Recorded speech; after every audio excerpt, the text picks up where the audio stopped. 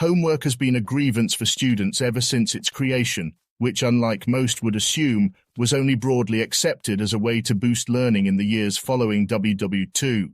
When it was first created back in the early 1900s, homework was criticized by many. In 1901, California banned its practice, citing dangers to students' mental and physical health. And in 1936, an issue of Parents magazine was deeply critical of it, which is the opposite of their stance now. But after World War II and Cold War paranoia set in, people were seeking a way to improve students' performance in math and reading in order to compete with the Soviet Union. And thus, schools adopted homework. There are four main arguments against homework. The amount of time homework consumes is enormous.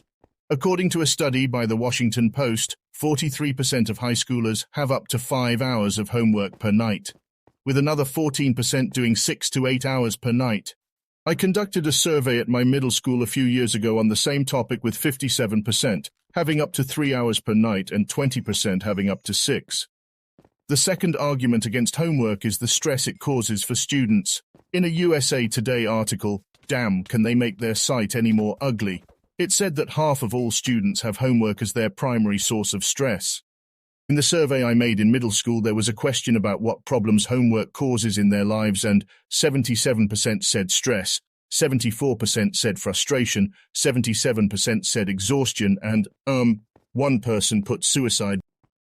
The third main argument against homework is how it causes students to have a distaste of learning. Going back to the survey, 62% said less interest in learning, 62% also said dislike of school as a whole, then about 43% said dislike of teachers.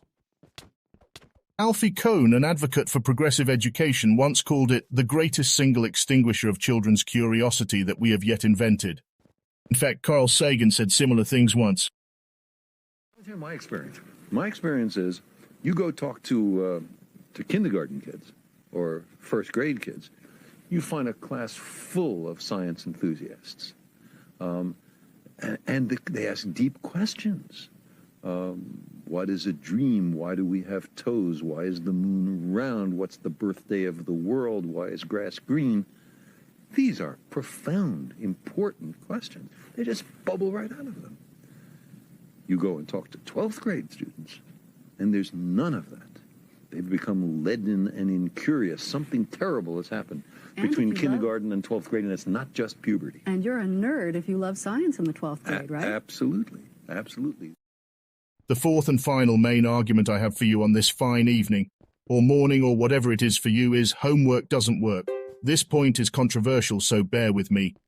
In 2012, Adam Maltese conducted a study on whether homework works or not. He found that there was no substantive difference in grades between students who complete homework and those who do not. Then this study shows that when middle schoolers get more than an hour and a half of homework per night, their grades go down. Now, teachers want to assign homework even when it takes away our childhood, even when it causes enormous stress, even when it doesn't work. As a high school student, I can attest to the fact that my life would be so much better if we didn't get homework.